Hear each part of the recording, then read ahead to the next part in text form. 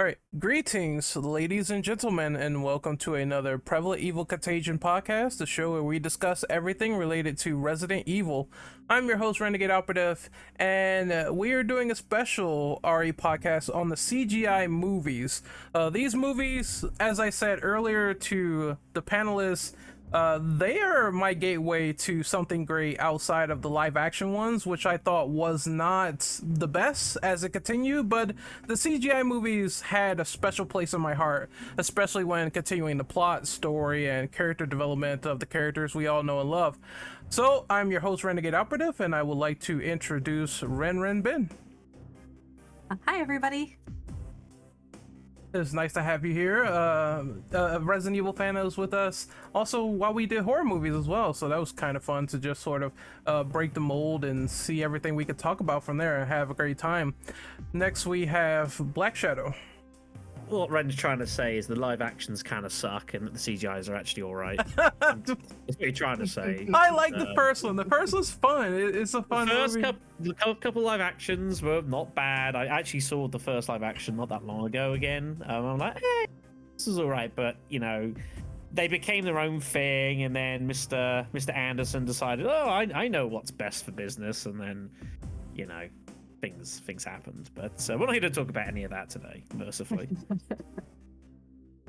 And we're gonna jump right into the next question. I know Byrne is running a little bit late, but hopefully he gets on the tail end of the first question.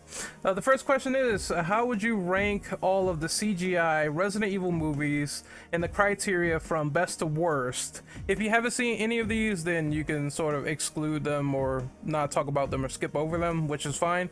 So we have Resident Evil Degeneration, Damnation, Vendetta, Death Island, Infinite Darkness, and it was a movie called Biohazard 4D Executor, which was also available on YouTube and exclusive in Japan on a thrill ride done like long ago, and it was very entertaining. So Shadow, I'm gonna call on you first. How would you rank these films?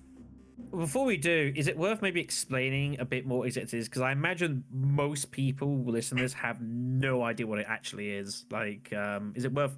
We can talk about it quickly. You know, we've got a bit of time. Sure, no problem.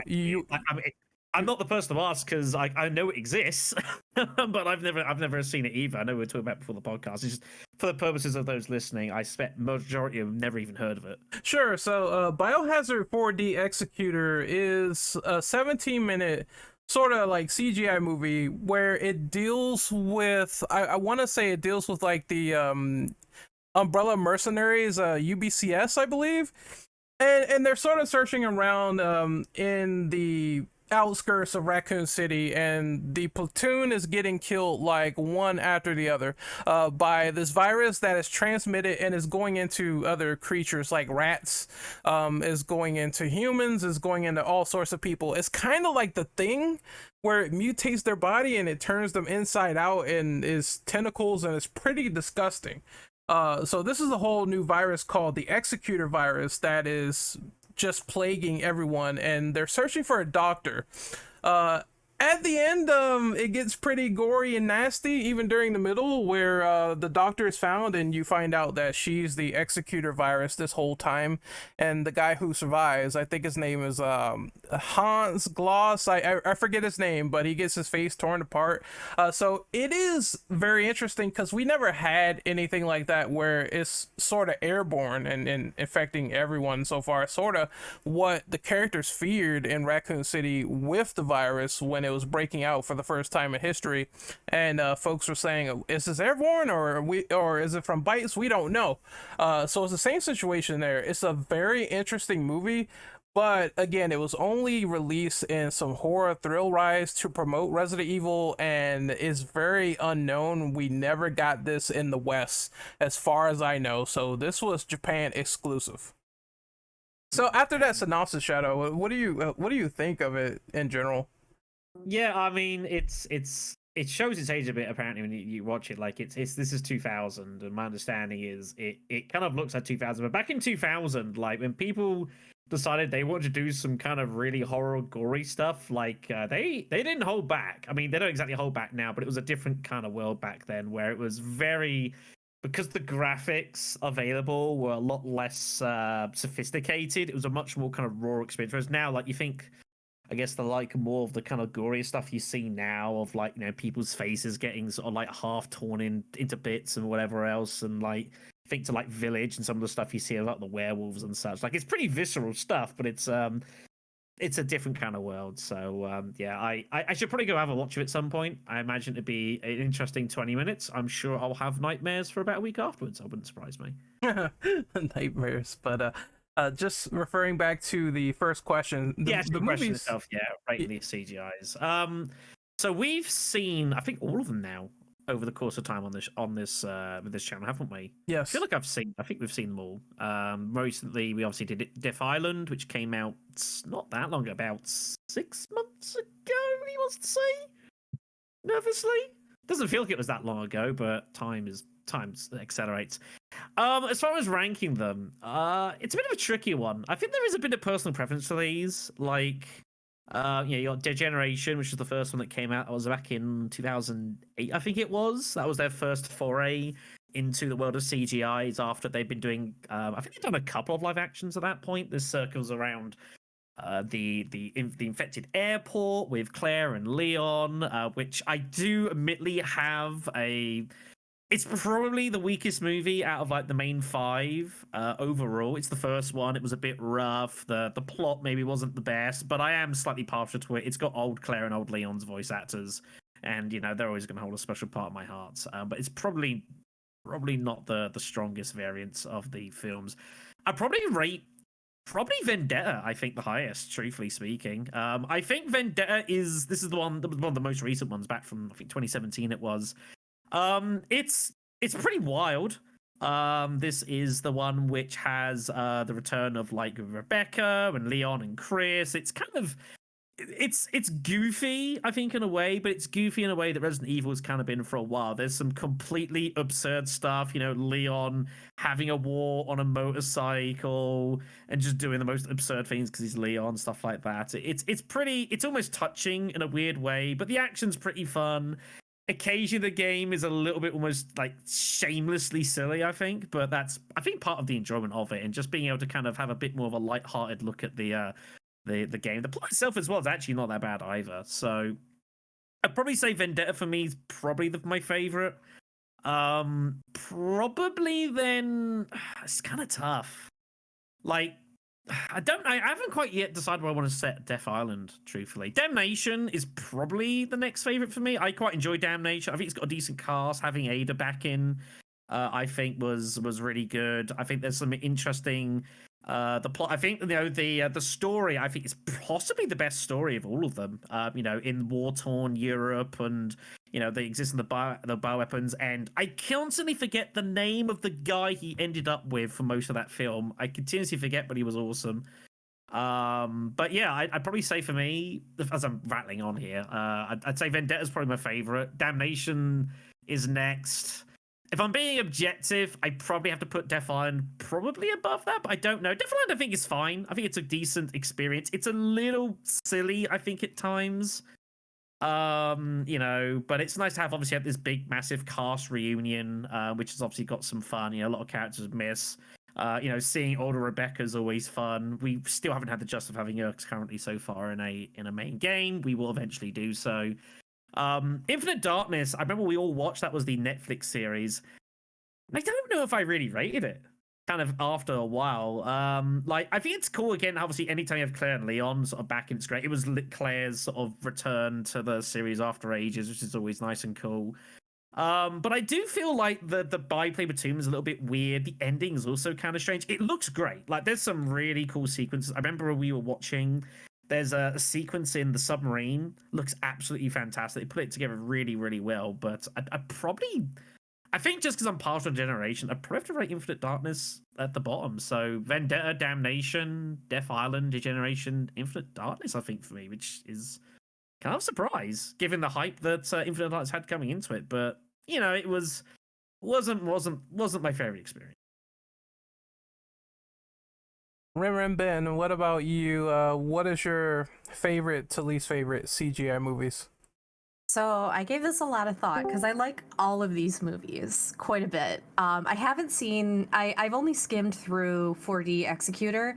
What I saw, it's got some really good body horror in it, like some good body horror that you don't normally see in the Resident Evil franchise, except for kind of like Shadow said, in 8 you get some of it, in Village you get some of it. But in terms of the other 5 movies, I would put Damnation as my top pick. I like the story a lot. I like Leon's characterization in that as well. Like, he's very snarky, but he's also very, like, just so done with all of it. I liked having Ada in it. It's got really good action. I like the way they handled the liquors. In particular, the liquors are really, really cool in there. And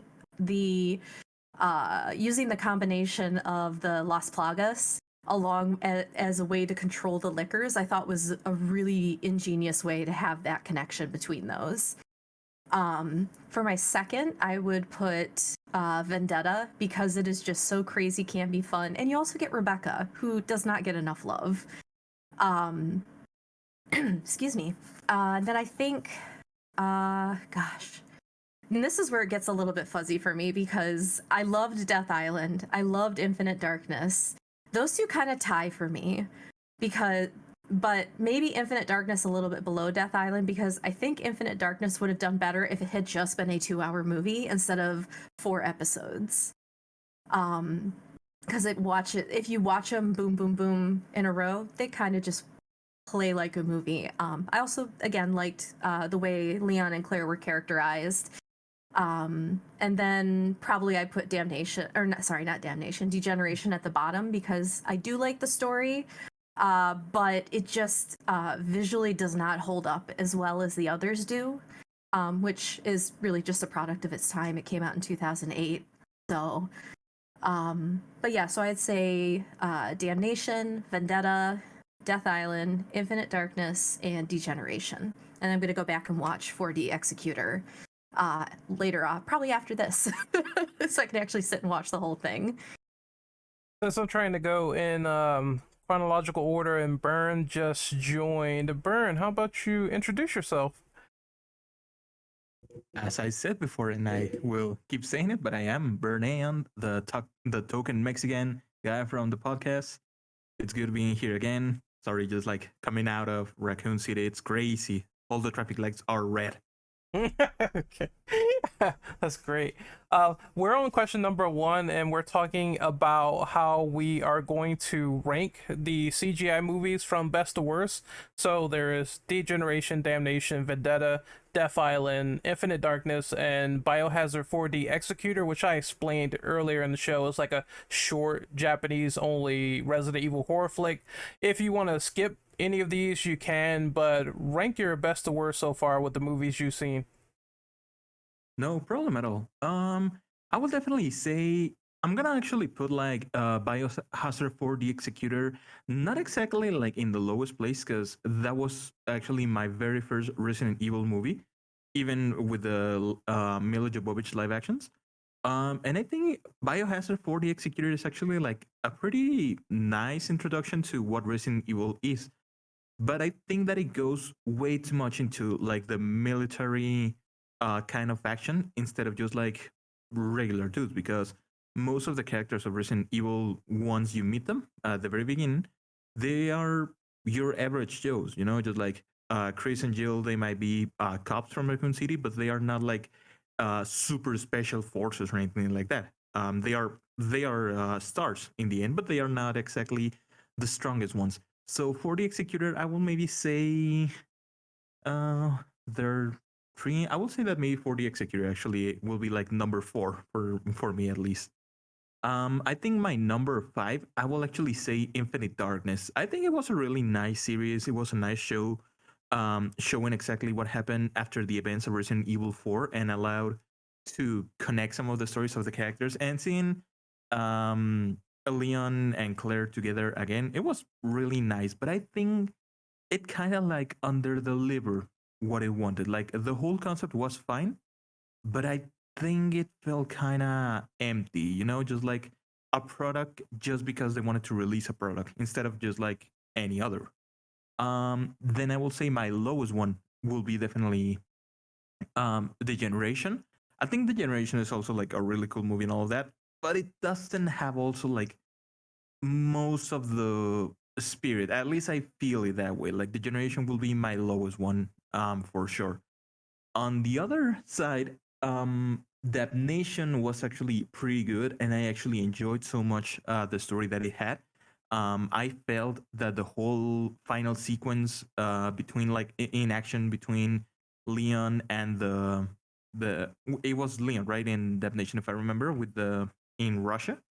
And I felt like that whole, well, not Russia, I don't remember where it was, but like the whole fight and everything between the tyrants and the leakers and everything, like that whole thing is, it's just like pure hype. And it felt so good. Then I think that Vendetta will, I will definitely say it's my number two, because I think also as Ren Ben said, it has Rebecca back, so it's good having Rebecca at any point. Everyone loves Rebecca, but um, I do also feel that Vendetta also show like the best characterization of the characters. You know, like seeing Leon after everything that he's been through and how he's just like almost basically an alcoholic. Like it does show that he's struggling with a lot of things. Chris being the kind of guy just like taking care of his name and all that. Rebecca just like being the smart girl that she is. Like all of the characters are so really well characterized, and I think that does follow up a lot in Resident Evil Dead Island, which does exactly the same, like a really nice characterization, a nice follow up of the story from Vendetta, but it also has the return of Jill Valentine with the new design of Jill that we know from Resident Evil Remake 3. So Dead Island, definitely, I think it's the one that I've enjoyed the most recently. Definitely, Dead Island was such a treat.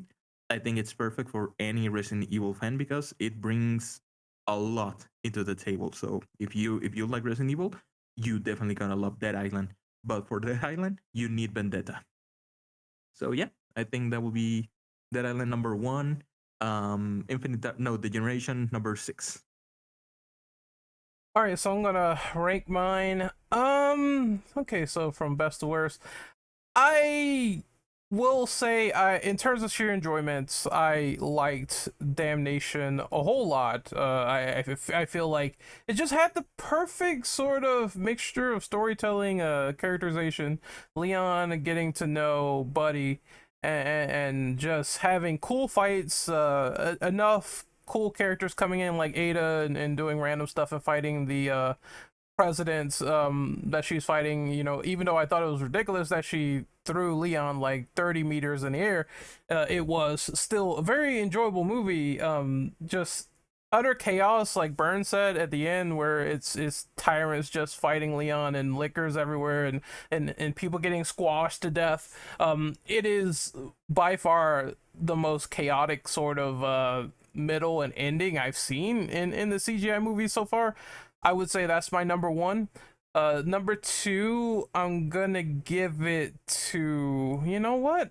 I will give it to Vendetta. I know that I think portions of this movie is very stupid, but in terms of pure action fan service, like I said earlier, it's like RE6 is on the silver screen, and I thought in terms of like just shutting off your brain and having fun with it, and seeing Chris and Leon back in action, like for once, just completely destroying zombies, was very awesome. I also thought that it was kind of cool to have a foil that actually won in the beginning with Chris, with Glen Arias, and that sort of fight culminates, even though I thought that it was very ridiculous for them to dance around each other, firing pistols near each other's ears.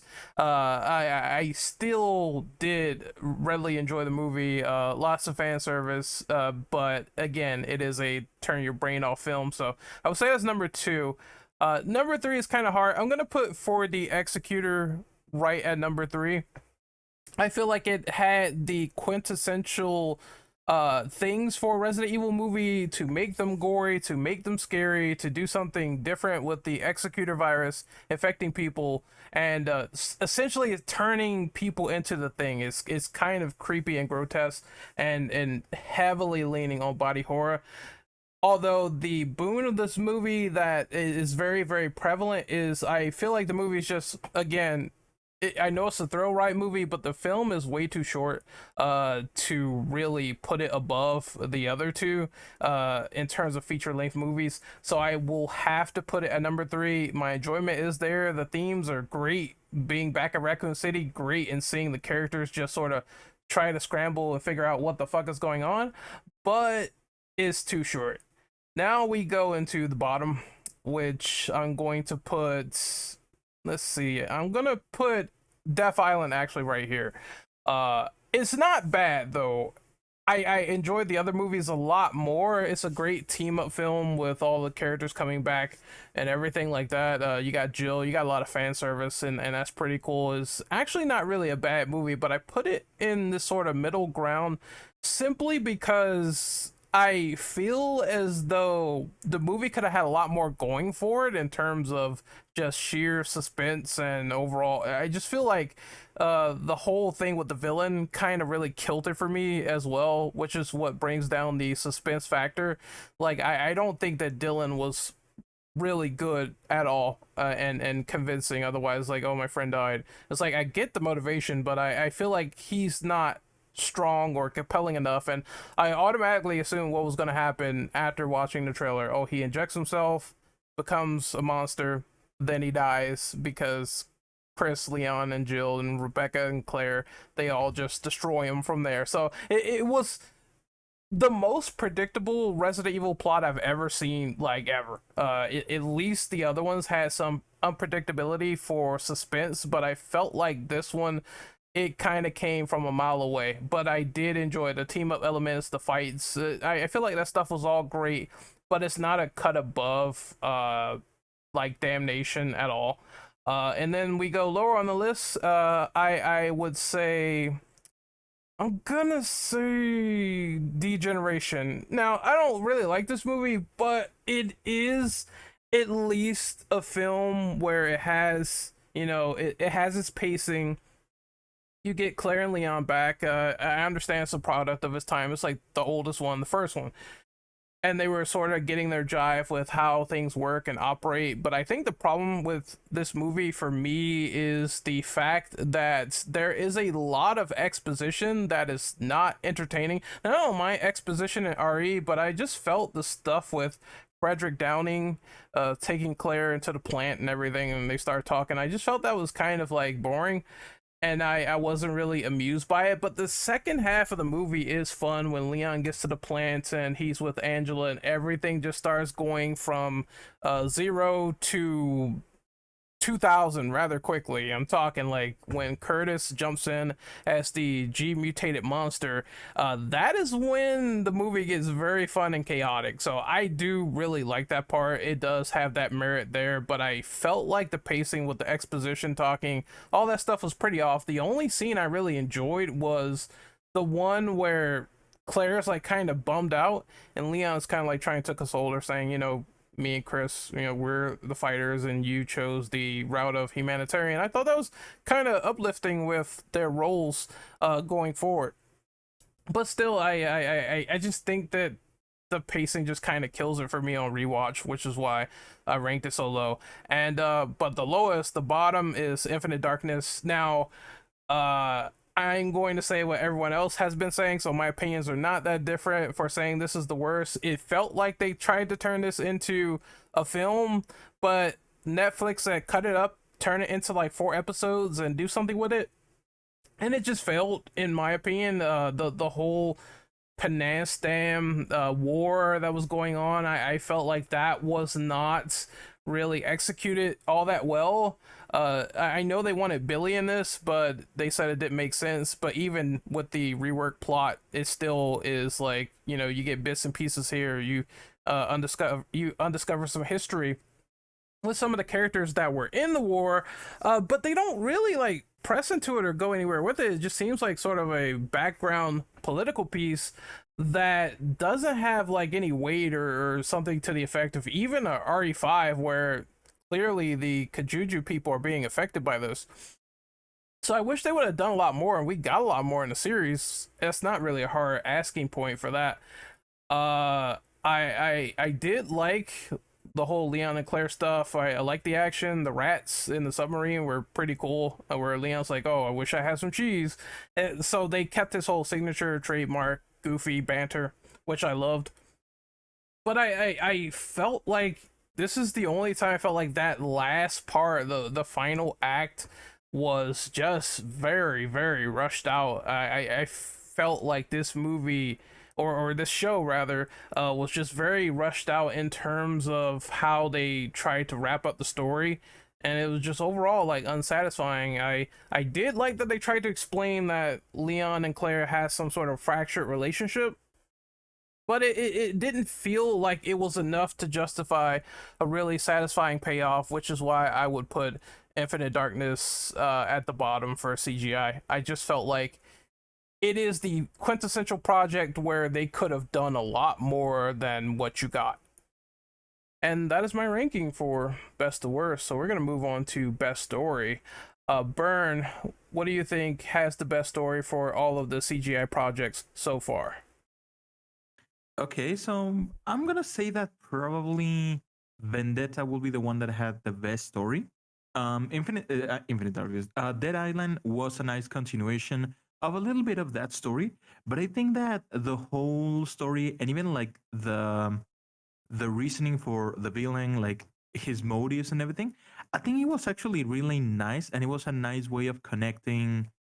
Connecting the character, just like showing exactly what other people might do to fight Umbrella. We have people as our heroes, just like trying to do the right thing, and there are other people who will do all they can, like whatever it is, even if it is infecting themselves. So I will say that for me, Vendetta has the best story, or at least one of the most compelling stories out of all of those. Black Shadow, it's your turn. What do you think is the best plot of the CGI movies? I mean, it has to be Vendetta, and I imagine we'll also. Best plot. Sorry, let me start that totally. Sorry, Miss Ray. Sorry, I'm trying to do too many things here. Best plot. I mean, it's gotta be Damnation, hasn't it? Really, imagine. I think a lot of it. I just think Damnation is just super cool. I think it's an interesting glimpse into.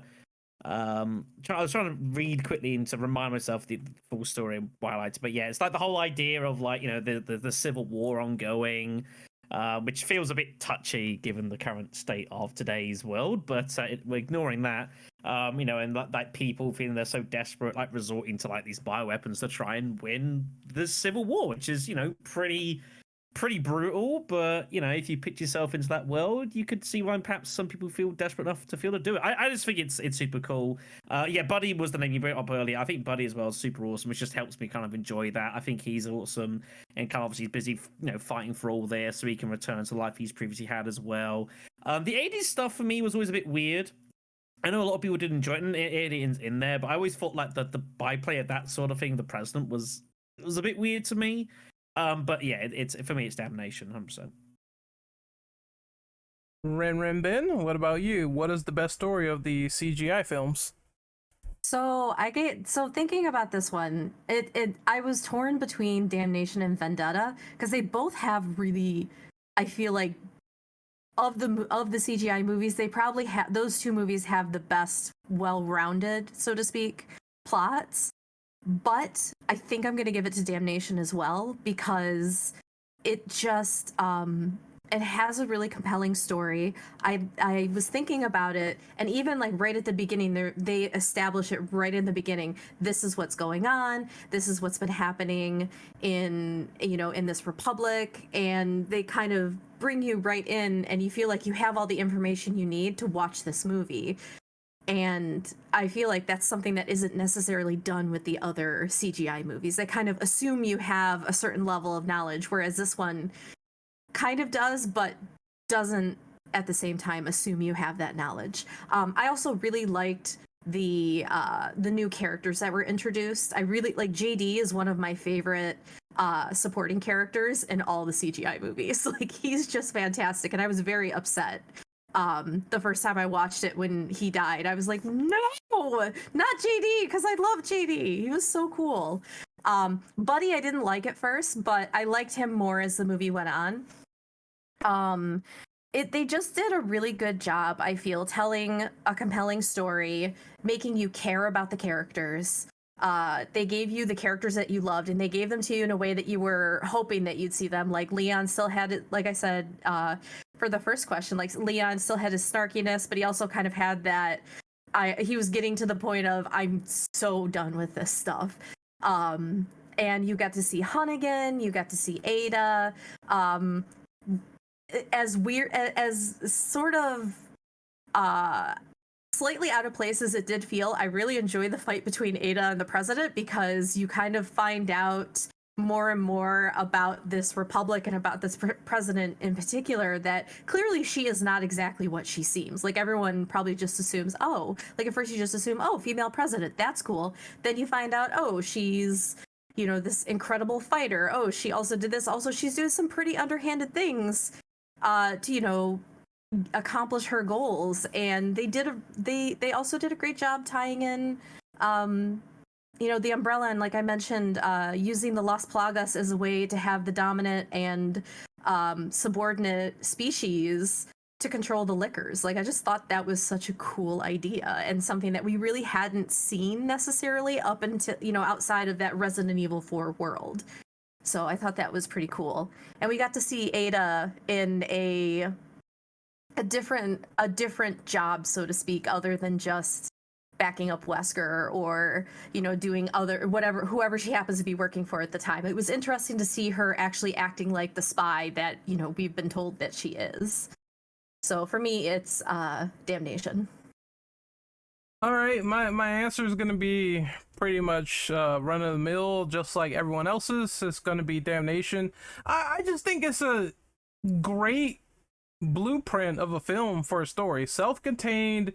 It has everything you need with fan service. It has everything you need with the new characters actually being kind of interesting, and having this bonding relationship with Leon over time, where initially they are antagonistic towards him. Now it's like, as they progress further, you see death and dismay and a lot of hard feelings going into the rest of the story. Even to the point where I remember one part where Leon was like sort of giving up and saluting his buddy and taking a drink, and I just thought that was like really cool to have that humanized element in there in the mix of this movie, which I really appreciated. I thought it had great action, great use of the BOWs doing things, whether jumping around or being crazy, like I said earlier, and that was all demonstrated really well. I don't have many faults with this film. Now that I think about it, I felt like it didn't overstay its welcome either, and it didn't like cut too short on the character traits that were being presented. So I would say that is the perfect way to do a CGI film, which is why I enjoyed the story so much. And like everyone else said, it's just enjoyable all around. So I would say that is the best story for me in terms of CGI. Now we're gonna move to the worst story, the bottom of the barrel, the Garbaggio Hall of Fame. Which had the worst story in your opinion for the CGI movies? I will go with Burn first. So definitely, I think, and just being honest in here, but I think that Infinite Darkness is the one that has the worst story, at least for me. You could argue that maybe 4D Executor could have the worst story, but I mean, it's a short film. I don't think it wants to go so deep into like plot and everything. I think it's more like a little bit of maybe lore dropping and everything, but just like not so much. But Infinite Darkness tries to be so hard a product that is part of the main lore, is part of like all of the main stuff that we see during the games and the movies and everything. And as I previously said, I think it like under delivers, you know, like for a product that is supposed to fill in the gaps between Resident Evil 4 and Resident Evil 5 or 6, I think it just doesn't give as much as it can. The characterization of the characters is not bad. Like definitely, as I said, Leon and Claire are really good in this film, as are every other character. But I do think that they were um, not used like in the best way possible, or I think they were put in a plot that wasn't just the best in general. So yeah, Infinite Darkness for me is the one that has the worst story. Black Shadow, what about you? What is your opinion on this? I think it's actually kind of close. I think Infinite Darkness is a good shout. I think my problem with Infinite Darkness is that there is a reliance, I think, on the plot of it that is kind of reliant upon the person watching already having knowledge of other things that have happened in Resident Evil at times, which I think can be a little bit jarring. Obviously, it's set between 4 and 5, and that's just is what it is. So, having played the previous game, it helps a heck of a lot. But I just think for me, it's got to be Death Island. And it's kind of annoying. Like both of them, I think look pretty decent, especially Infinite Darkness. Infinite Darkness has got like some really slick sort of bits, but they both just. Whereas Infinite Darkness story, I think, is a bit confusing and is a bit kind of meh. Like, I got actively annoyed when we were watching Death Island occasionally with the whole Dylan Blake stuff. Like, I got, like, legitimately annoyed over him. Like, it's like, oh dear, well, I'm an old military dude. Oh, I had to shoot my friend and I've realized life is terrible. I'm gonna make it better by killing it. It's just...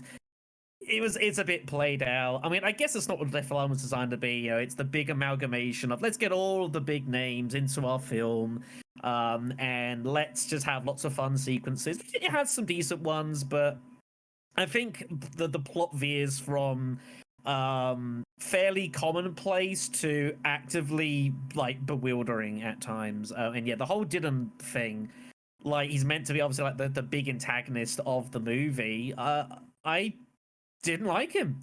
I think he was kind of played out. I think he was kind of dull. I think to me the biggest antagonist was just the plot in general. Unfortunately, you know, it's such a shame. Like both things, I think they have like decent action sequences. It's just that they're not very good at the talking thing. Especially there's that moment where like they're what was it like? You've got like Claire and such. They're locked up in the jail. And there's like 3 of them outside, and they talk for about 6-7 minutes or something ridiculous. And it's just like, what is going on here? Stop talking and just start doing things again. That bit's not too bad. So, pretty close for me. I guess Generations also, you know, is a bit touch and go. But for me, it's Death Island, just because Dylan Blake just kind of sucks. Ren Ben, how about you? The worst story, in your opinion, for the CGI films? So I'm also going to say Death Island, but I'm not going to say because it was the worst story. I'm going to say because it was the weakest story. It was supposed to piggyback on Vendetta. Like, it was supposed to be a direct sequel to Vendetta. And I didn't enjoy Dylan. I thought he was a very weak villain. The tie between him and Glenn Arias was so like, oh yeah, they knew each other. And it's like, I need more than that, because Glenn Arias was like, you know, such a presence in that first movie, even though like you know, I have my beefs with that character as well. But I think even though I loved seeing everybody in one place, like that was the dream.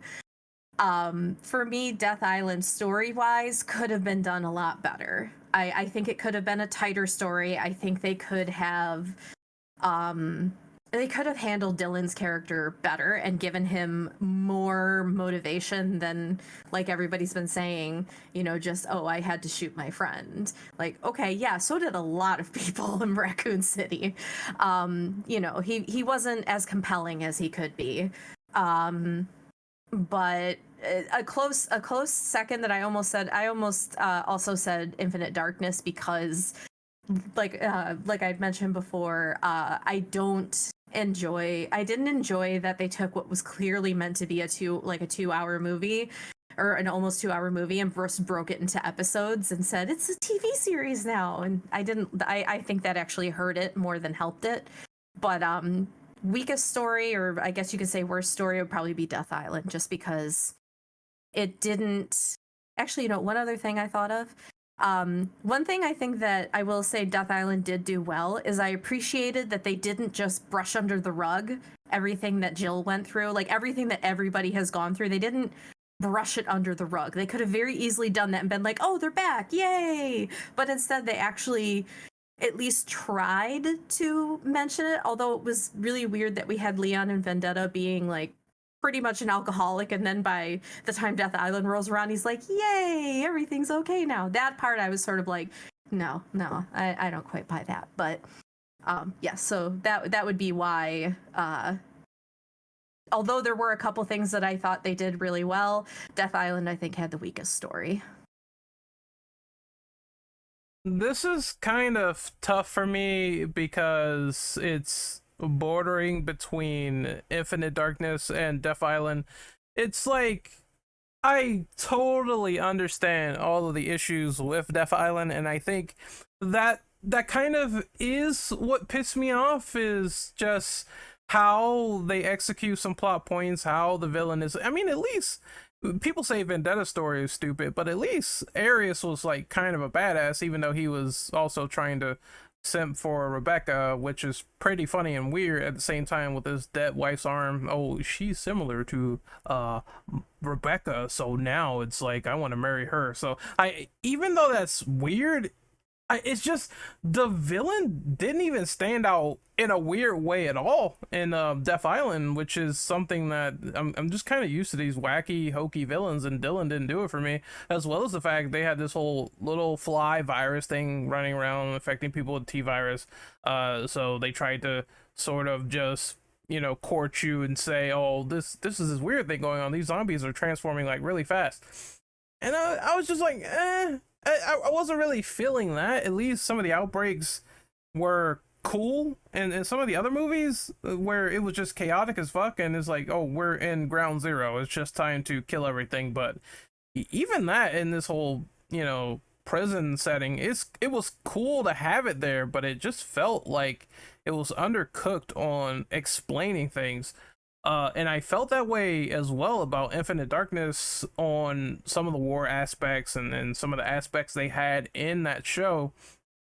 Although I feel like they at least tried at the end to bring it together, whereas Death Island was like, okay, we're too invested into the team up aspect to really care about a lot of these lingering plot threads, so let's just have everyone kill the giant monster and that's it. And that was kind of unsatisfying in my opinion. Now that I look back on that movie, is it worth rewatching? I would say yes. It's not the worst film in the world, but the weakest story, probably so. So I'm gonna go with Death Island on that. I feel as though they could have done a lot better than what they gave us, and even when they tried, they had the opportunity to piece it all together at the end, they decided not to. So that is my opinion on the worst story of the CGI movies. I'm going to move on to number 4, and we're going to say which of these movies had the most unique and original premise, in your opinion, in terms of stuff you've never seen Resident Evil try or do, or just ideas that were tied together nicely. Burn, you are the first one up to bat. Okay, so I'm gonna say, just like straight out, and I think the most unique and original one of this is actually Biohazard 4 The Executor. Might be controversial and everything, but as I said, Biohazard 4 The Executor is a short film that does something different that all of the other CGI films here don't do. Degeneration, Damnation, Vendetta, Dead Island, Infinite Darkness, all of them have all of the characters that we know and love. You know, Jill, Chris, Claire, Leon, Rebecca, all of those characters that we already know that they will survive no matter what, because obviously Capcom is not gonna just like suddenly kill Leon in Resident Evil Dead Island just out of the blue. Obviously not. So we know that the characters, no matter in which kind of peril they are gonna survive. But Biohazard 4 The Executor, outside of, even though during like the whole short film, the characters are out in like a deserted city, you still feel kind of like claustrophobic in that same sense. I don't know how to explain that like really correctly, but it's that you feel some sense of claustrophobia at the same time while also trying to see what exactly is going on because you don't know these characters. These are just like a team of special forces that might or might not be disposable completely. Like they might be dying in this same short, or maybe one of them will survive, maybe all of them will survive. You don't know exactly. And I think that's actually the most unique thing that they have because it also doesn't go so much into the whole like action thing. Like it does have some action sections like extremely short, but instead of like the whole movie being that, it's just like a small section while they're running away. So for the executed, I think it's actually the most unique and original out of them all, but because it's the one in which you don't know if the main characters are disposable or not.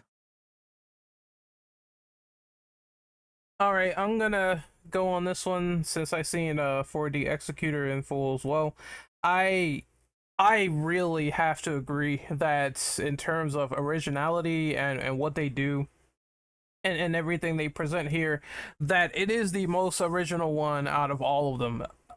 If there is a close second at all, I will say at least like 100%. I feel like it was crazy how they presented a lot of elements going on in Damnation, but in terms of just sheer originality and like stuff you never seen in this executor virus going around affecting people and turning them into these body horror individuals, airborne virus for the first time as well. It was well, I say second, but well, it did it first, so it was first time. But still, it was impressive to see. I really enjoyed it. They amplified the threats enough. They made it different to where it's not just T virus or G virus. This is something like completely different and serious. And character, even the main character died at the end. Like he got his face torn apart. He lost, and you could say the villain actually won in that story, which has like it happened in all the other movies. Like yeah, you could say like Arius won in the beginning, but he still lost technically over Chris. But he actually like the main guy actually died. That was the protagonist of the 4D Executor movie, and the villain got away. And that has never happened in any of these other movies. I'm just gonna have to easily say, in terms of originality and just what they did, 4D Executor. Next, we're gonna let Shadow go. So I have to come up with the question that doesn't involve 4D Executor. Wonderful. I was hoping I would dodge this. No. Yeah, I mean, it's probably a fair shout out of the lot, but I've only got the main movies to go on, so I draw the short straw here. It's a tough one. I think there's several you could probably count out pretty quickly. You know, and I think it comes to me like, do you praise Degeneration for being the first to kind of dip the toes into like the more grander sort of thing? Or do you kind of, I mean, they've all got a bit to me. Degeneration like had to make a start somewhere. I actually do think the premise is like kind of cool in a way. It's not the most unique, I suppose, ultimately, end of the day. Like, you've seen outbreaks before, and you know, like lockdowns and that sort of thing is obviously, you know, it's definitely filling. It's just, again, I'm kind of partial to the film.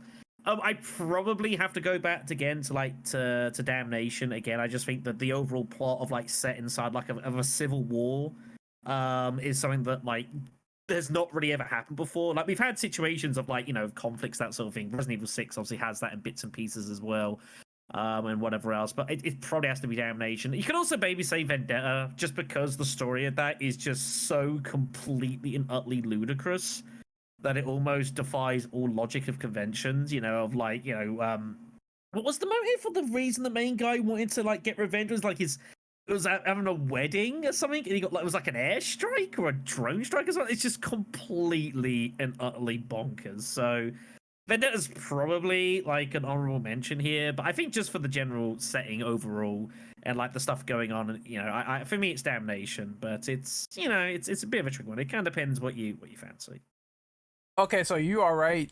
Yes, Arius's wedding was bombed by the government, which prompted Leon to say that line, "Oh well, we're supposed to be the good guys now, right?" Which shows that bombing people's It's weddings is not good for his faction at all. it's just so absurd. Like it's just completely and utterly ridiculous. But that's there's Resident Evil for you. It kind of thrives when it's just like throwing itself headfirst into the pool of absurdness. So Vendetta's close, but I think I just like Damnation's setting and everything like that. So it's for that for me. Ren Ben, what about you? What is the most original CGI movie in your opinion? Also, I'm gonna say Damnation. I unfortunately have not seen 4D Executor in full yet, but I'm gonna give it an honorable mention because what I did see, I was like, whoa. It looks very cool. Also, I just like the idea of I definitely want to give it an honorable mention because it has such a well-contained story just in what is actually quite a short amount of time. But for me, I'm gonna say Damnation because I liked, much the same as Shadow said, I enjoyed, I liked that they did the set it in the Civil War. They gave it quite a bit of historical, context, like talking about the fall of the Soviet Union and how that tied in with it and, why things are the way that they are. And again, like I've mentioned a few times now, I liked how they handled, kind of married the ideas of the Las Plagas and the liquors, and we got to see because I haven't mentioned the tyrants yet. The tyrants at the end, although that part I was like, what the heck? Like, what? Okay, now we're gonna throw tyrants at them? Okay. But what I liked about the tyrants is we got to see, because it's always talked about in the games about how Nemesis is wearing what he's wearing to contain things, and same with Mr. X. But in the movies, we actually get to see what happens to these tyrants when their protective stuff that's supposed to keep them contained is gone. And we actually got to see that, and that was really cool, I thought. And we got to see it in a way that was different from the games, and they were quite a bit larger than the ones in the games. But and again, I just I thought the premise for it was really cool, and being a bit of a history nerd, the historical context really spoke to me in a way that you don't really get with the other movies.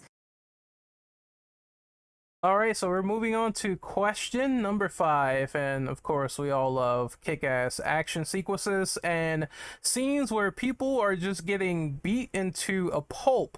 So which of these movies had the best action scenes in your opinion? We're gonna go with Burn first.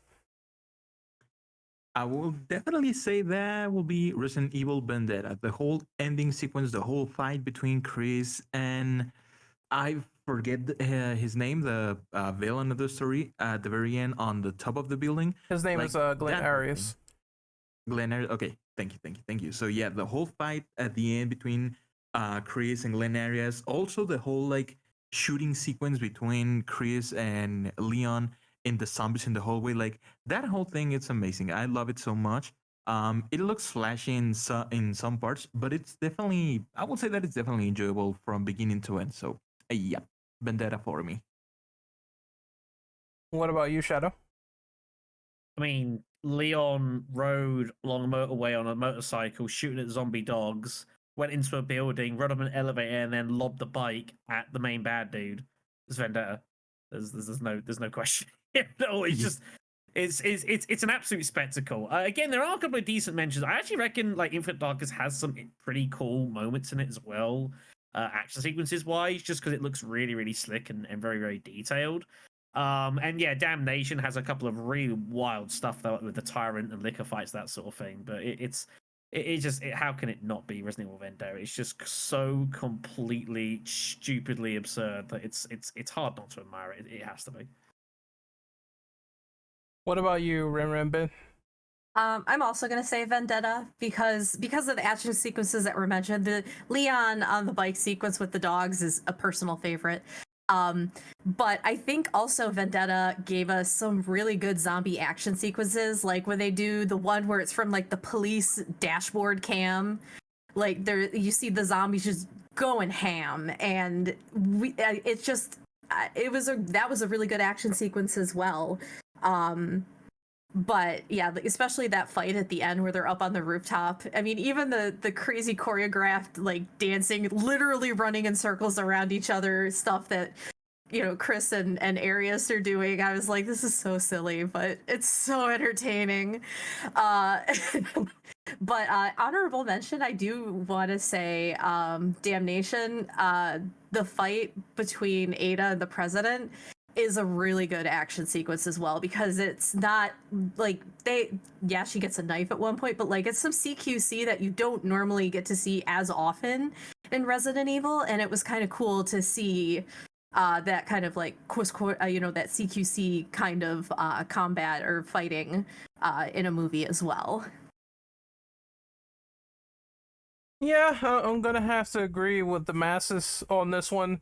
So my answer is not gonna be like too diverse or different, but I agree that Vendetta is the craziest action they had. It's fight scenes galore in that movie. You will not. There's no way that you will get bored watching any of the pure spectacle going on in that film. It is 100% insane, even to the point where I think it's like way too over the top, because I'm fucking talking about like Leon literally mows down dogs on the highway and cars galore are piling up with people in them, and he throws a grenade onto a dead dog and explodes the entire highway with civilians everywhere. It doesn't make logical sense. There is no human life worth accounting for in this movie, but still, it is the most stupid and fun spectacle you will ever see. So like I said, turn your brain off to 0, make sure that the percentage is low, and you're going to have a swell time with this action flick. I again, it's like I love everything that they do, or at times I don't love it, but at times it's like, holy shit, at least they actually try something that's like kind of cool to watch, with the action scenes in the hallway with like Leon and Chris. I thought that was fine. It was well done. In terms of honorable mentions, I would have to go with Damnation. I think Damnation is a movie where it has a lot of cool action scenes as well. The only thing that stops it from being number one is the infrequency of them, and I get that. I understand they tried to focus on the human element of these characters and give them exposition as opposed to nonstop action over and over and over again. I get the point of the movie, but still, I do feel like I can't really rank this as a high action movie because of it. When the fight scenes do happen, they are incredible though, I'm not gonna lie, but I felt like Vendetta had a lot more. And that is my opinion on best action sequences. I have to go with definitely Resident Evil Vendetta, and close second is Damnation. Next, we're going to have the final 3 questions. A lot of people say that Resident Evil CGI movies are infinitely better than live action. Cite your reasoning for why people state this opinion, even if the quality varies. We'll go with Burn first. I do understand maybe why a lot of people will say that the CGI movies are infinitely better, mostly because they don't try to be like an adaptation or something. They are products based within the same world. So you can play the games and watch the movies as complementary information or lore or just like development of the characters, but they are not exactly mandatory or anything like that.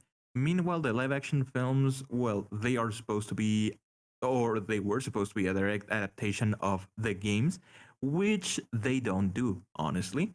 Although a little bit of a controversial or unpopular opinion, but I actually do like the live action films, but I don't like seeing them as Resident Evil. They are their own story and everything. They are the story of Alice and all of that, and they have characters that have the same name as the main Resident Evil characters.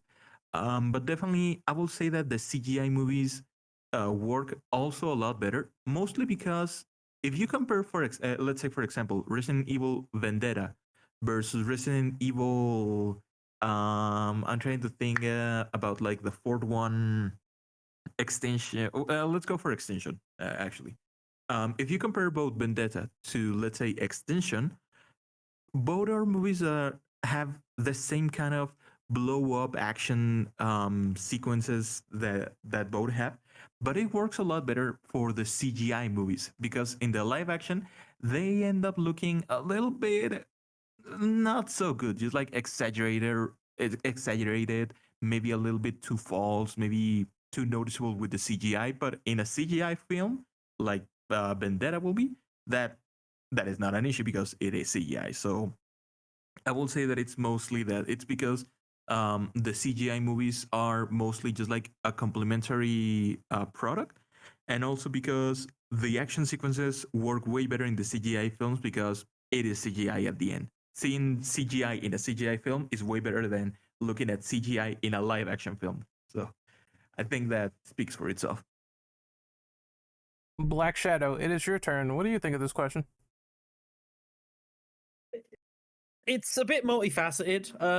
I think it depends a little bit on who. There is a bit of who you ask. In amongst our sort of circles and dealing with a lot of like video gaming, obviously there's a lot of insistence and like perhaps irritation otherwise of when you end up not having when stuff deviates from source material. Now I wouldn't want to talk ill of Mr. Paul Anderson. I would never dream to do it, but it's, you know, he said himself basically, like, obviously as the live actions have gone along, they originally had, obviously the first one was its own thing, and then the second film, Apocalypse, was sort of semi-tied into the plot of Resident Evil 3 and obviously diving into that. But obviously as things have gone on, it became its own sort of story branch and its own thing.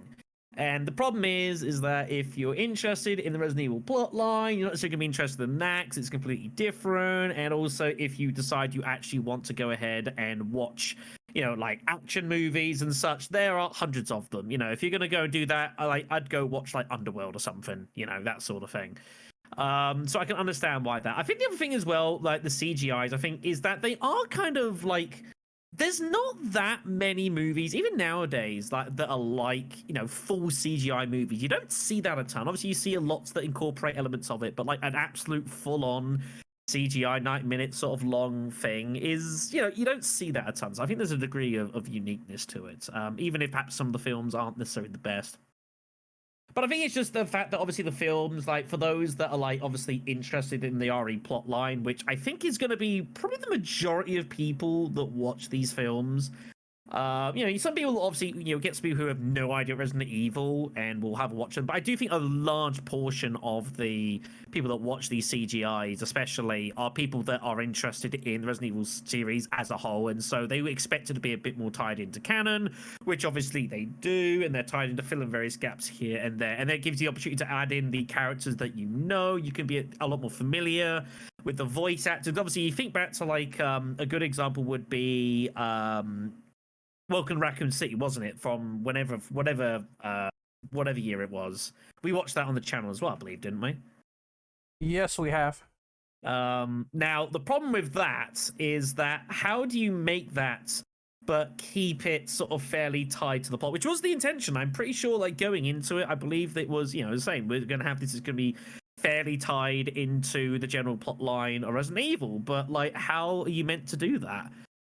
Because you can't have like the voice actors that you know doing the voices for these characters because they're typically not going to be doing the acting because they're voice actors. They're not like live action actors. So it's all kind of difficult. But yeah, I think that's generally why it's generally a plot thing. I think for a lot of folks that watch these, they just want stuff to like make sense in regards to the storyline that has been weaved over the course of 20 years. And you've got a far easier job of doing that in a CGI where you can control every aspect of what's going on, whereas there are some limitations of that in live actions. So you know, and then obviously the live actions are obviously based around the story of Alice, which has no bearing on the Resident Evil plot that we know of. So what are you gonna do? Ren Ben, what do you think of this question of how people say the CGI movies are just infinitely better than live action? What is the exact problem there? So I saw all the CGI movies first before I ever saw, with the exception of Welcome to Raccoon City, which came out right around when I got really, really into Resident Evil. An unpopular opinion, I really liked Welcome to Raccoon City, especially now that I've seen all of the Anderson films.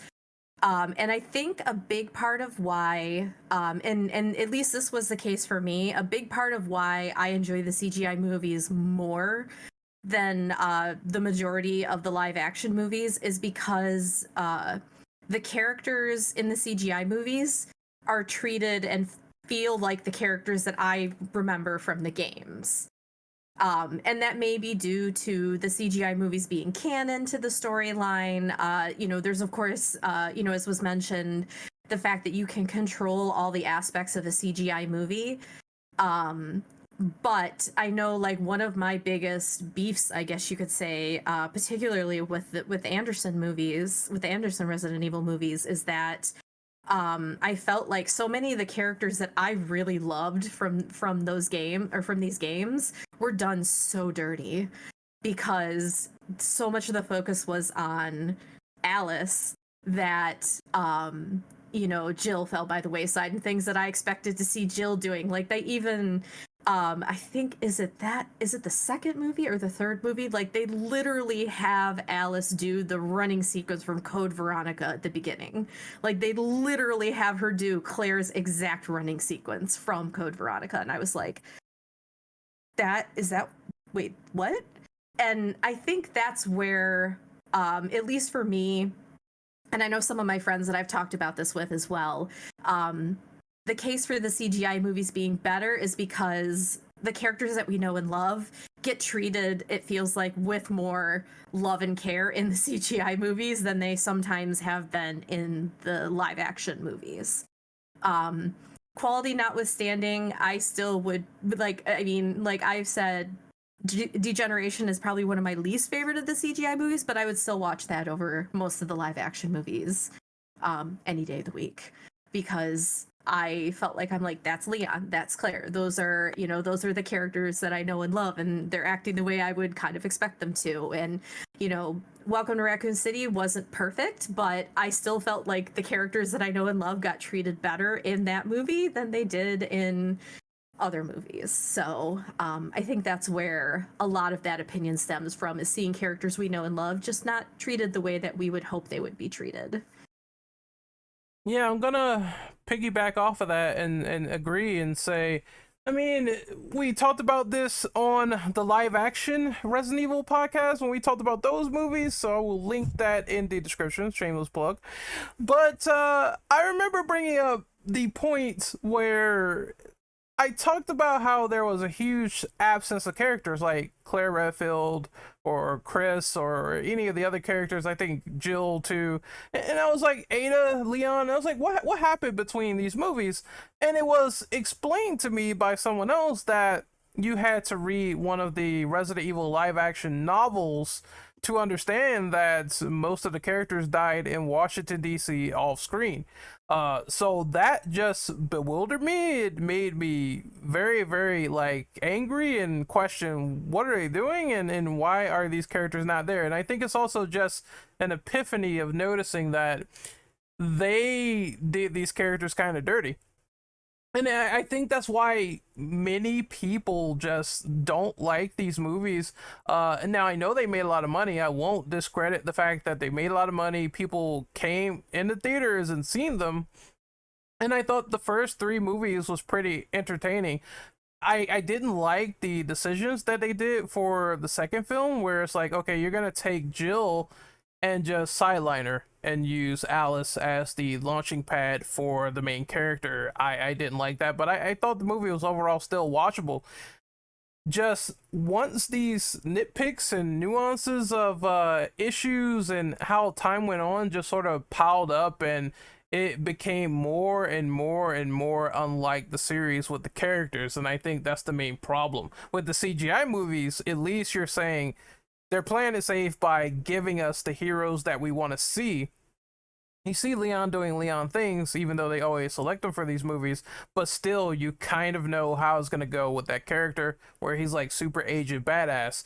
Same for all the other heroes that they brought in eventually, like Chris and Claire and Rebecca. You know how it's going to go because these are the characters you know. I think that is what gravitates them more towards people who tend to like Resident Evil, because they know what to expect. They're playing it safe. But on the other hand, I do notice that these are adaptations at times. they will take liberties, and I'm not a person that is 100% against liberties. I always said, like, religiously, that I don't mind liberties being taken. This is why I thought that the Last of Us HBO show was like really great, because the liberties they took was kind of fun actually and enjoyable. But there's a way that you need to execute them in a good way. Like, while that show gave us a lot more backstory into some of the characters and how the infection spread through like bread and everything, I feel as though Resident Evil didn't even try to do anything like remotely like that. It was like, let's just do our own thing and let's deviate off the path as much as possible to the point where it doesn't even make sense.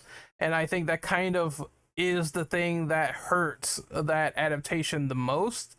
Now, I really didn't hate Welcome to Raccoon City. I didn't hate it, but I didn't love it either.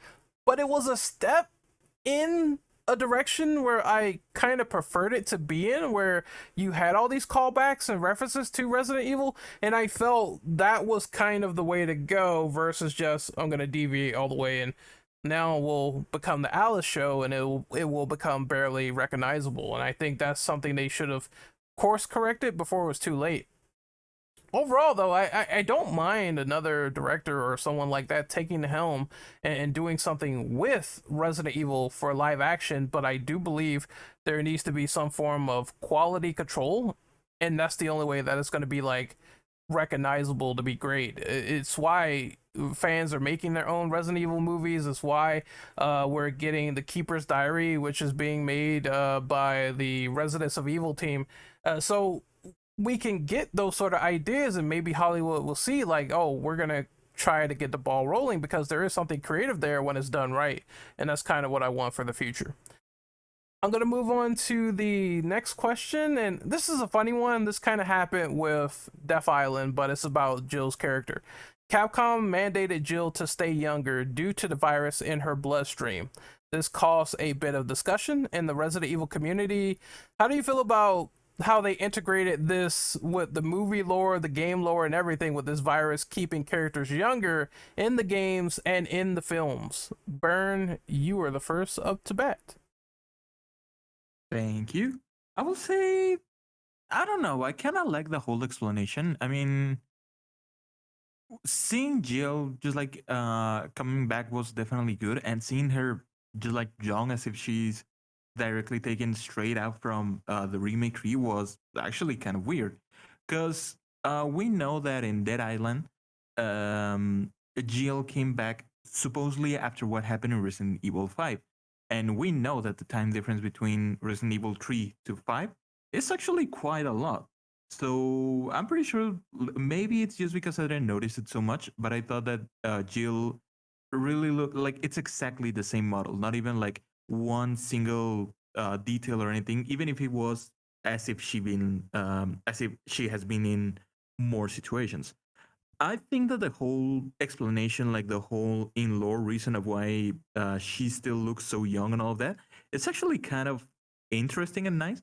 And also, I will think that that opens a lot of more possibilities for things that Jill could start doing, because considering that she has a little bit of the infection in some way, even if it's not like something totally permanent or anything like that, just the fact that now on the side of the good guys we have someone that has been infected previously, maybe that will do a lot more, just like in general, just like doing more experimentation. Maybe they can start working on some kind of antivirus, something like that. I think the reason was good. I just think that maybe just so out of the blue, like with no previous notice or anything, it felt underdeveloped. I will I will give it a little bit of another unpopular opinion, but I will say that maybe before releasing Resident Evil Dead Island, we need to have the Resident Evil 5 remake so that we can see that whole story, the things that we already know what's going on later. So when the upcoming, because it's gonna come at some point, Resident Evil 5 remake arrives, now we're gonna see how it should look in that specific space that we right now don't have a full vision right now. So definitely, if Dead Island will have waited a couple of years until a Resident Evil 5 remake, so that we could have the whole thing with Jill more fresh, I think that will have been amazing. It was weird the way that it was done, but I think that it's nice in general to work the character in that way. I mean, it's almost basically the same reason of why Alice looks so young, like exactly the way she is in the live action films. Also, that and the fact that I mean, it's Mila Jovovich. That woman doesn't get old at all. He is ageless, man. So, Shadow, what do you think of this perspective of them trying to make Jill younger with the virus? Do you think it's explained well, or do you have problems with it? Cite your issues, or are you fine with it? So I could be cynical and suggest that it's a very convenient, bit of pace to cover over what would have been some pretty potentially blatant plot holes. I could be very cynical and say that people don't want to watch a movie and see 45-year-old Jill Valentine. I could be even more cynical and say that the person that designs Jill's costumes at Capcom was on holiday that week and they couldn't be asked to call him back, so they just made her dress in the exact same clothes that she'd worn in an event 15 years prior to the events of the film. But that aside, I don't have a huge issue with it. It is a bit convenient. I'm not going to lie. And I do think that even if you're going to do that and have this kind of plotline, like, she should have worn something different. That was just a bit too jarring. I've talked about this before on this channel as well, that, like, Death Island is... And I imagine what she will be this is basically Jill Valentine's soft reboot. That's what's going on. I still have money on it on this channel that she will return in Resident Evil 9, and Chris and Jill will finally sail off into the sunset. And I imagine that's the way that goes, and I think that's the way it should go. The problem is that Jill hasn't really featured in anything for quite a while, for various reasons, obviously, you know. And you think realistically, with what happened in Resident Evil 5, like, that's gonna have a lot of effects, and obviously that was touched upon in Death Island, and that's totally fine. But at the same time, as I say, it is kind of convenient. This isn't the first thing I've seen anything like that. I have played on my own channel, plenty of it, the Parasite Eve series. I don't know if any of you guys know much about Parasite Eve or have played it much. I was on the podcast with you when we discussed I know it. you were. Yeah, we talked about that. I don't know about the others here. I'll keep it TLDR because, like, I would say to folks, if you don't play Parasite Eve, you should certainly give the first one a spin. It's a bit old now, I suppose. It may not have aged the best, but it's still pretty cool. But the TLDR is that the main character of the franchise, Aya Brea, she's in a similar state where she is, but it's never been confirmed, but she might be biologically immortal. Due to the it's again a little bit complicated, but basically there is stuff going on inside of her that is the result of some crazy genetics, which basically means that her cells are like constantly like refreshing themselves to the point that it means that, like, 10, 15, 20 years sort of down the line, like, biologically she's barely aged, because that's just like her body's way of like keeping itself going. And this is also a little bit crazy when you think about it, and it's maybe there's a touch of convenience about it to kind of fill in other potential plot things. But it's not the first time I've had anything where something is going on in a person because of a virus or because of some unique circumstances, which means that they basically don't age. It's a very convenient way of allowing a character to remain in a fairly kind of recognizable state, if you will, amongst various iterations over the course of time. So you don't have to worry particularly about redesigns. There are people that say, oh yeah, I recognize them, even if it's like 15 years down the line. It's not the first time I've seen this. I do think it is a little bit much with Jill. Like, I get it. Like, oh, she's infected with the virus, so that means some crazy things are going to happen, and that's fine. I mean, I do find it funny that apparently she's not aged. She managed to get her hair's gone brown again. I think that's kind of funny. Personally speaking, I mean, it's fine. I can get if a couple people are a bit jarred by it, and it is a bit jarred by it. And it does mean that we know that when it comes to, again, if she does appear in Resident Evil 9, that we know it's not going to be like 50-year-old Jill design-wise. She's, it's going to be not too dissimilar to what we've seen prior. And maybe this is a way that they're going to use to, like, even if because Chris is like, he's in his mid-50s at this point now, I think, storyline wise. I think somewhere around there, which is, pretty old, and like he's kind of done it really realistically at this point, being in the field. So maybe what they're going to do is maybe Jill's going to be the one to go on down the line. I don't know, but the problem is then you get to the point of, like, of fatigue. You think, Resident Evil 1 was 1996? It's nearly 2024. That's it's a long time to have the same sort of characters going on. So I think it's kind of one of those watch it space. I don't mind it in principle, I guess, because I get what's going on, as long as it's not too absurd. I don't think the Jill thing is too absurd. And it's just, she just should have worn a different tank top. Like, I like the outfit. I think it's a cool design. I liked it when Resident Evil 4 remake Resident Evil 4 remake? Resident Evil 3 remake happened. I appreciated it, but she should have worn something different. But other than that, it's Ren Ben, what about you? I'm sitting over here smirking. So I'm gonna give you guys a little bit of a different perspective. So I was fine with Jill looking the way that she did, and I'm saying that as someone who's around Jill's age and does not look that age either. A lot of people seem to get up in arms about Jill looking younger. They thought Jill looked too young. They thought Claire looked too young. They thought Rebecca looked too young. And I'm like, okay, guys, everybody's got to kind of take a deep breath and take a step back. They're not 80. They're only in their mid to late 30s, early 40s. That's not that old, especially nowadays. I thought the virus explanation was an interesting choice. I'm also familiar with the Parasite Eve franchise. When you said that, I went mitochondria, but so I mean, it's not out of the realm of possibilities. A lot of stuff got done to her that is only barely touched on in Resident Evil 5. Because, she didn't just have the virus in her, she was experimented on. She had that pump on her. It changed her hair color. It did a lot of things. Saying that it's due to the virus in her bloodstream kind of covers a lot of plot holes, as Shadow mentioned. I don't really care, I guess, if they say it's a virus that made them younger. At this point, they've all been infected anyways, so you could definitely run with that explanation in Resident Evil. They've all been infected with something. But I guess, like, in terms of how they went with Jill's design, I didn't mind it, because part of me also thought, because I can't remember, one of my friends made this point, and I thought it was a really, really good point. She's been through a lot, and she went through a lot between the events of, like 1998 Resident Evil 3 and Resident Evil 5 and what she went through at the hands of Wesker.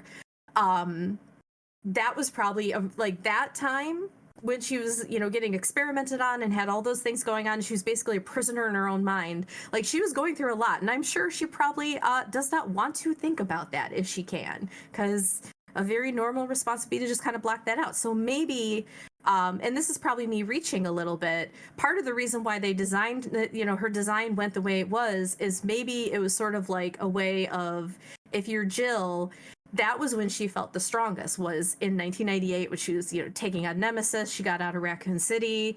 I mean, there's a lot of reasons they could have gone with it. It could have been laziness. It could have been, like you said, like maybe the person who was supposed to design her new outfit was out of the office that day. But I kind of like to think, because they did at least have, the wherewithal to at least slightly address some of her issues and some of the things that she went through and what is going on in her mind, because that's a lot of therapy. That's going to be a lot of therapy for a long time. But I wouldn't be like, if they said it had something to do with, like, that was when she felt the strongest. She felt strongest wearing this style outfit because it reminded her of when, like, better times. If they said that, I'd be like, honestly, that makes a lot of sense to me. That seems like a very valid trauma response to have. So I guess, but going back to the original question, it didn't really bother me that they said that. It never bothered me the way that any of the three women in Death Island looked, because they're not that old. They're not that old. Chris has seemed to age a little bit rougher, I think, but also in general, women kind of can age a little bit better than men anyways. So it didn't bother me as much as it seemed to have bothered a lot of people in the community, which I thought was interesting. But yeah, that's my take on it.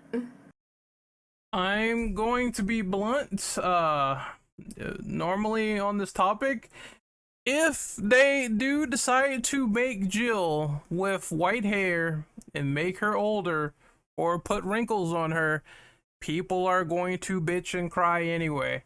So it's like, why do you want this choice and decision to happen, knowing that you're gonna say, "Oh, she looks too old now. Like, she's not bangable anymore." I'm just like, I don't think people would be pleased either way if that happens. That being said, I understand from a plot perspective that it is cool to see characters aged up from their original counterparts. You know, you go back and you look at Leon from how he was a naive, fresh-faced baby in Resident Evil 2. Like, he's just green. He's completely new on the force, his first day on the job. And then you look at him from RE6 and you can tell it's the same sort of design philosophy, but he's more grizzled and gruff, and he has the leather jacket. So it feels like there's a lot more style to the character this time around. And I like that transition from, you know, the guy who was green on the force to now he's this badass veteran that can take on anything. And I do like that they show some sort of representation there of how these characters have matured over the years, because it has been like 20 something odd years since Raccoon City. So I do like that, and maybe they're going to show more of that with RE9. I would like to see them delve into how some of the time skip has gone and how the characters look from then to now after Village. I do want to see that progression, because a lot could change in like 15, 16 years, and that's a long time for the heroes. Obviously they're going to be significantly aged if they show more of a window into the future, but I think it's going to be like over time.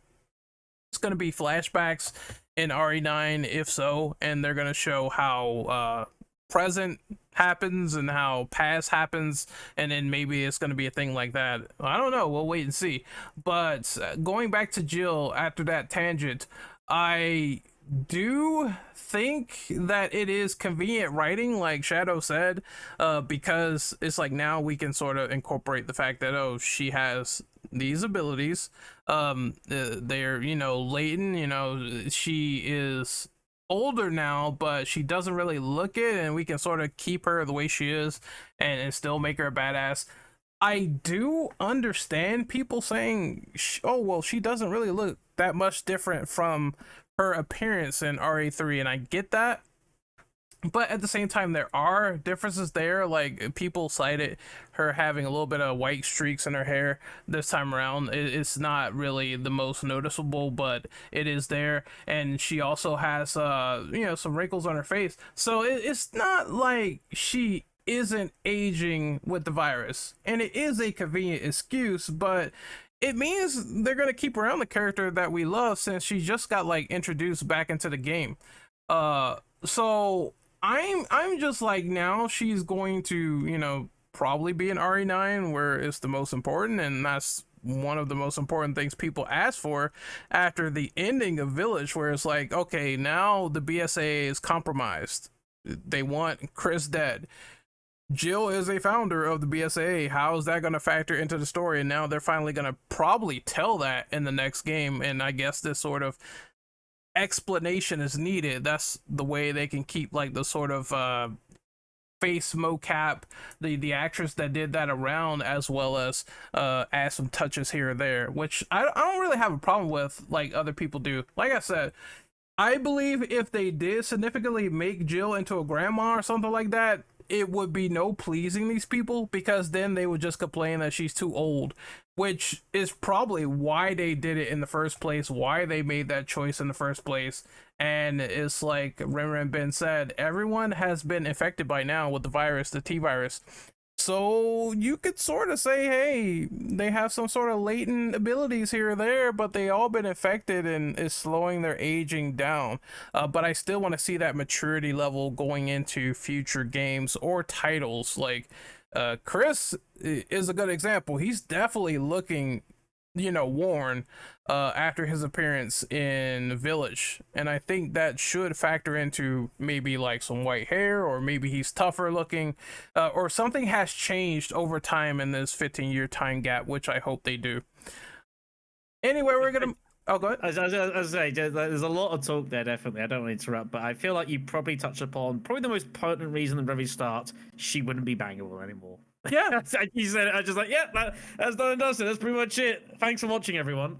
Yeah, it's sad. I do feel like those people wanting that change, they're going to be very angry if they decided to do, oh well, she doesn't have these latent sort of viral tendencies behind her, but now it's just like, oh, she's too old, so they ruined the character appearance entirely, which is just like, I think it's a no-win situation with no matter how you slice it, because people are going to react that way. Yeah, this is probably the least bad, but it's just, yeah, you just said it. I just couldn't help but snicker. I'm sorry. No, it's fine. It's fine. I'm sure I wasn't the only one. I was going to say, to piggyback on that too, I think you hit the nail on the head by saying that it's kind of a damned if you do, damned if you don't situation. You're going to have people that are going to be upset regardless of how you decide to treat these characters and how they age. There's going to be people who are going to be unhappy regardless. Yeah, but yeah, there's no way that people will be happy anyway. Mm-hmm. But I think what's the most important thing is going forward from here in terms of how they are in the future and what has significantly changed in the timeline. That's what I'm looking forward to seeing, because I feel like at this rate, with that time skip, anything can happen. Like, we don't know what happened off screen. The only thing we know is that the world is still fine. There's no post-apocalyptic scenario, thank God, which means that the heroes were somewhat successful in stopping bioterrorism, but to what degree, or what is brewing up behind the scenes, or what's going on now in the current atmosphere, we don't know that. And I think that's the most interesting part after seeing that epilogue with Rose. I'm curious to see how it goes. I'm curious to see what roles people are in, and we know roles change. Like, people could be in different positions, or they could be doing different things with different companies, or they could be dying, which is also a case.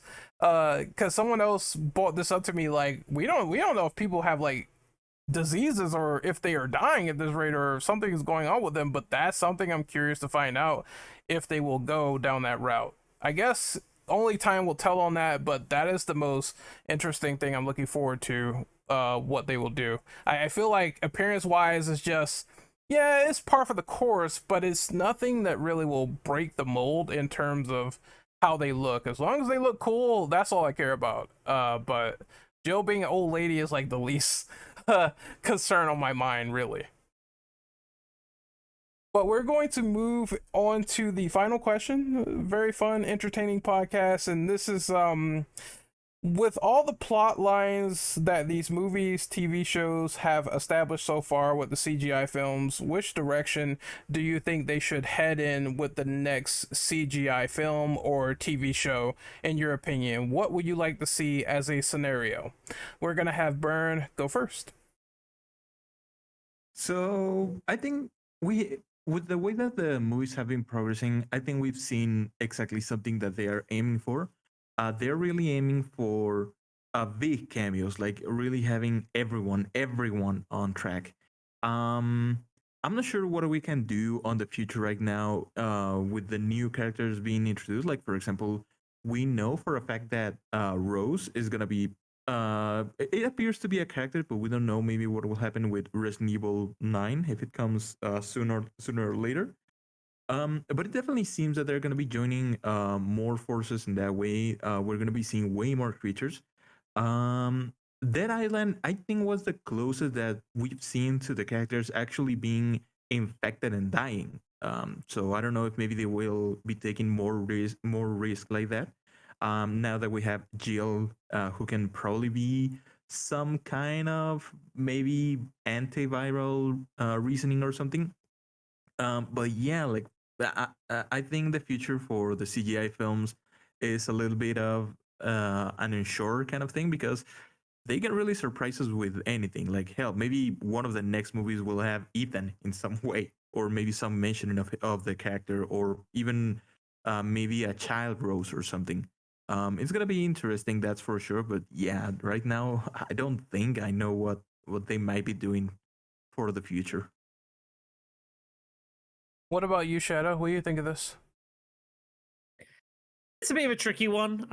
It's the problem is that I really don't know. I don't think doing stuff that's gonna tread on the toes of like upcoming imminent plot from the Resident Evil games is probably a good idea. I think that might be a bit much. Generally speaking, these films have either like done something which is not related to the plot of anything that's gone on in a main game, or has been like obviously a loose tie-in, filling gaps in between them. And I think that's generally been a pretty decent spot for them to fulfill. I do think that maybe an area that could be of some interest. Again, it's difficult because like this is, I think, is going to be a main part of Resident Evil 9 because it was obviously alluded to. Is the corruption of the BSAA, and I think what might be a nice way to do it is maybe something that leads in sort of between 8 and leading into 9. Like I say, they've done lead-ins between like 4 and 5 in Revelations, but those have come way long after the actual facts. Whereas I think actually maybe doing something that leads in from Village into the upcoming 9 as like so that like if you've watched it, there'd be some nice touches to it and some things you might appreciate about the story coming up soon, but it's not mandatory. Maybe sort of similar to like Remedy has their obviously their combined universe for like, you know, Alan Wake and Control, that sort of thing, like Alan Wake 2, which you don't Control is the same as a Control. Control has some references to stuff that's going to happen in Alan Wake. Obviously has the DLC that is, you know, or AWE did the Alan Wake DLC.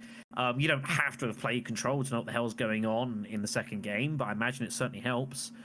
So maybe that would be a nice thing to do. We do know that, like, for example, like Barry eventually got talked into join the BSAA. Well, why not have something where Barry's sort of involved in a little bit? You know, maybe like he's kind of involved with some, you know, biohazard sort of thing that's going on, which then gives more further credence that maybe things aren't quite what they seem back with the BSAA, you know, and just little touches here and there of plot that will lead into what we'll eventually see with the ninth game. I mean, that would be the most logical way to do it. It doesn't have to be anything too heavy. Again, any chance to get Professor Chambers on screen is always appreciated because she's awesome and always deserves more screen time. And I think she will actually appear in the ninth game as well. I've got that as a quiet potential as well. I think she might well make a cameo, which I think would be nice. But we'll have to see what comes up. But I think that would be my best bet. The other option as well is maybe like obviously that the winter storyline is over overall, but of course that doesn't have to necessarily be the case. Like as far as like, you know, Ethan's dead, but obviously his daughter certainly isn't. So maybe a touch into that as well could be an idea. And I think that's something that could be cool as well. We know obviously that she has a lot of crazy stuff that she can do. That might be pretty cool to have in a CGI sort of setting, you know, where you can have, again, a lot more freedom with what you're making. Something like that maybe in like a live action might be a bit difficult, and I would suggest has proven difficult perhaps with some of the CGIs we have actually seen in the Resident Evil series, the live actions we've seen in the series, but under CGI pretenses and an environment where you can make whatever happen however you want, maybe that might be a nice way to actually incorporate a bit easier. So that would be my punt. You know, have like kind of like a little mini lead in of its own thing somewhere, some event, wherever you want to have it, but it leads into the with some teasers to what's coming into the ninth game would be my show. Ram Ben, what about you? I agree with what Shadow was saying that it might be fun to have a future CGI movie lead into or like hint at things that are coming in 9, even if there was something that even if it's something that, say, the game comes out, people played the game, and then this goes back later, and I mean, probably potentially that would be a DLC for the game as well, but I think that would be kind of cool. But one thought that I had, not related to a future Resident Evil 9, is I think it might be kind of cool to actually go back and touch on, even though it is a DLC that you can play for RE5, I actually would be really down to see a CGI movie version of what is the DLC with Chris and Jill? Lost in Nightmares. Because that whole sequence was so cool, and I wanted that DLC to be like 4 hours longer. Like, it needed to be so much longer. So to kind of have a chance to expand on that with a CGI movie would be really cool. And also potentially very cool to tie into a potential Resident Evil 5 remake.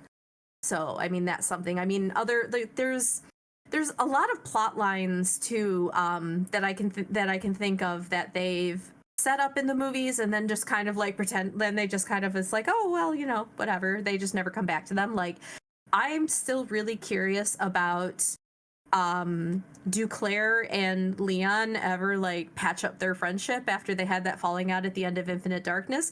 I thought maybe that would get addressed in Death Island, and it didn't. But I was also really curious. Like, that's something that I'm curious about as well. Like, that's one plot line, and you know, there are others as well. But you know, kind of going back and you know, tying these things in, or tying them together and tightening them up might be really exciting to see as well.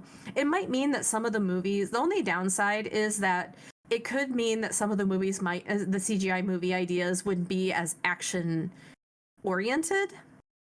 Like, they might be more talking or more, you know, behind the scenes, so to speak, type things. But I think of the ones I mentioned, probably if they ever did do like a CGI movie of like that Lost in Nightmares sequence or something similar to that, that would probably provide them with lots of opportunities for action. But yeah, I'm not sure otherwise like what scenarios I would want to see, because Death Island's premise was like so completely out of left field and like not something I would have ever expected, that I'm like, I'm kind of just happy to see what they come up with next. I do want to just quickly throw in with the Claire and Leon thing. Infinite Darkness is set like 10 years prior to Death Island, so yeah, it's a long old time, that, isn't it? Like, plot wise, in regards to like their relationship sort of thing. So I assume something happened in between, but I do agree. Yeah, and that's I was gonna sorry. Good.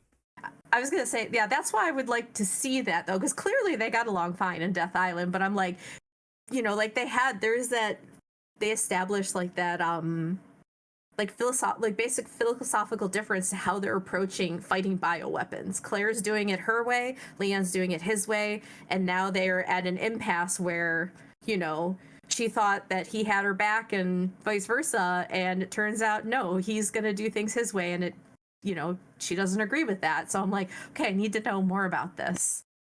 I think that, and I know that it's kind of weird and lame, but I do think that this plot point was resolved with Resident Evil 6. Now, a lot of people don't know this, but there is a file that explains that Leon and Chris met up for the first time ever behind the scenes before that game by Claire. So we don't know the full extent of their relationship by then, but she did introduce Leon and Chris together. And I think that tore down the sort of barrier between the United Nations, BSA, and the DSO, because it was mentioned in one of the bonus files. That's all we know, and that's about it. Whether we get that conversation or not is up to Capcom, but you bastards, you ruined it in RE6. It's time to sort of get some conclusion on that.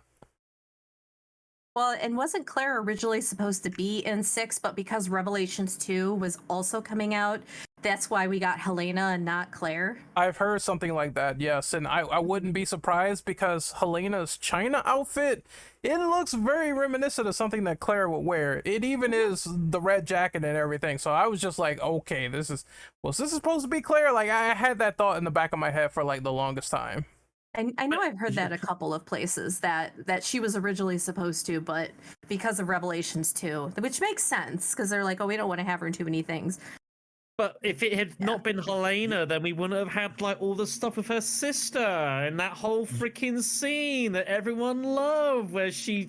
I mean, You know what, Ren? It's gonna be actually extremely weird, but I've been replaying Resident Evil 6 co-op with a friend, and we just finished the Leon campaign, and we actually noticed exactly the same thing. Like once we finish it, we were just like, "Isn't she wearing exactly what Claire will be wearing?" And my friend was just like, "Oh yeah, you're completely right." Like out of the blue, I wasn't even thinking about it, but it just like seems so weird. We both were saying just like, "Oh, maybe Elena is gonna become like his new Claire." Yeah, that's what I was thinking. Well, then that would make the shippers go crazy because I believe Leon kind of hits on Helena on the airplane. So I would have been tormented for life. Doesn't because... Leon hit on, for Christ's sake? Yeah, I mean, but literally it's gonna say Claire. the same in thing. the damn sub, this lady she's seen for like 5 minutes. I mean, Claire is like dinner? the little sister. It's just kind of. Is that hey lady? It's just That- kind of like not happened yet to the extent of Angela, but I digress. you know what? It's fine. He can have Helena. I will take Alison Court any day of the week. You know what? That's fair enough. That's fair. My opinion on this question, I'm just gonna keep it straightforward. There are various ways they could go with this. I think you guys gave some great ideas, like exploring Rose a bit more, because Capcom did make the statement of, oh, we're not going to explore the Winters family going forward, which tells me that Rose is going to be like NPC. So they could just use that character with her powers and abilities and more about her in the future in like a CGI movie, and it would make sense. You could put all the action you want because everyone said Rose is like a Final Fantasy character. You can make that a spectacle in itself, and that would be funny to watch, in my opinion, or it'd be like entertaining at least. Then there is the cut concepts that keep getting introduced but also cut in these movies. I can tell they want to move away from Leon. They keep wanting to, but he is the poster child, and they just keep putting him in. But I can tell they want to move away because originally Billy was supposed to be in Infinite Darkness, and they said it didn't make sense. And then Sheva was supposed to be in Death Island, and they said it didn't make sense. So it's like, now we have Death Island, which is funny because that is the big team up movie. It would have made sense for her to show up or cameo or do something. I think what they should do is take an original idea, whether it's Billy and Rebecca, and just make that into a movie, make it a grounded horror movie, and go from there. And then you could do a big team up like every now and again. Make your Avenger style Resident Evil movie that's like Death Island, where you got like fan service galore, and you can sort of cater to that side that only care about seeing those characters again. And I don't want to rain on people's parades, but if we never see Billy again, like, I will not shed a tear. no, I'm sorry. I also second that opinion. I think it's fine, but the only reason I mention him is simply because they cut him from Infinite Darkness, which is it's like he was just almost there, and then they got there and they said no, we're gonna scale back because the story would make sense, which I agree with the director. Having Billy in a war situation again with his character knowing that he is done with that would never have made sense, but Yeah. the fact that it was almost there was pretty telling, actually. He was a heavily wanted man. He got through some nonsense, and then he went off and walked into the sunset. And as far as my headcanon is concerned, he was hit by a train. That's that. It's fine. Though, for those of you that you're members of the Billy Cohen Appreciation Society, you just gotta let him go. It's been 20 years, all right? It's fine. Let him go. It's okay. I will say too that like I could see why they cut him from Infinite Darkness, because they would have also had to explain how they brought him back, because he did kind of walk off into the sunset at the end of Zero. And so yeah, like you would need more explanation and probably an alias for him as well. Oh, I I mean, they'd absolutely probably would have say hated that it. he got captured eventually by the government and they decided to work out some kind of plea bargain with him or some nonsense like that. That would be my assumption. You know, like Black very Shad- convenient. You know, it's the government. They're going to do this sort of thing. He just like, whatever, just get on with the game. Shadow, we are talking about Resident Evil in here. The government is the most useless organization they're in the whole completely Resident incompetent. Evil universe. No. They're not gonna be able to find him. Like Rebecca just said, like, oh yeah, no, Billy is dead. Oh well, nope, he is dead. Yep, Mr. President. Yep, the guy's dead. Sorry. And Billy's just like so calming in Hawaii, maybe. I agree because just- they never knew all this NSA stuff that was going on behind the scenes with Simmons. It was just sort of happening, and I was thinking to myself, how are they the last ones to not only commission him to do the whole Raccoon City bombing, but to not know anything about the family whatsoever? It is interesting when you start to really think about it. That's a really good point because he wasn't he like Secretary of Defense or something like that too? Yes, he Yeah. was. Yeah, and doing all that stuff and nobody was the wiser. Yup, he's completely just twiddling his thumbs behind the scenes and kind of getting away with it. But I feel as though those cut concepts at least try to do something with them or lost characters. I know that this is best reserved for like a Revelations, but I think it would make a movie kind of interesting just to focus on someone that hasn't had the spotlight for like numerous years to see them come back into fruition. Or if they want, they could do like a retelling, or there's many avenues they could go into. I think people would prefer some of the stuff to be games, which is fine, but there are going to be those gaps that need to be filled after the 16-year time jump that was introduced in Village. So I strongly believe that's going to be the avenue for new stories going forward, and that would be where I would put some of the new CGI movies, honestly. And I think that's it for this fun little podcast talking about the Resident Evil CGI movies and covering our opinions and everything. So I had a really great time talking to you guys, holding it down.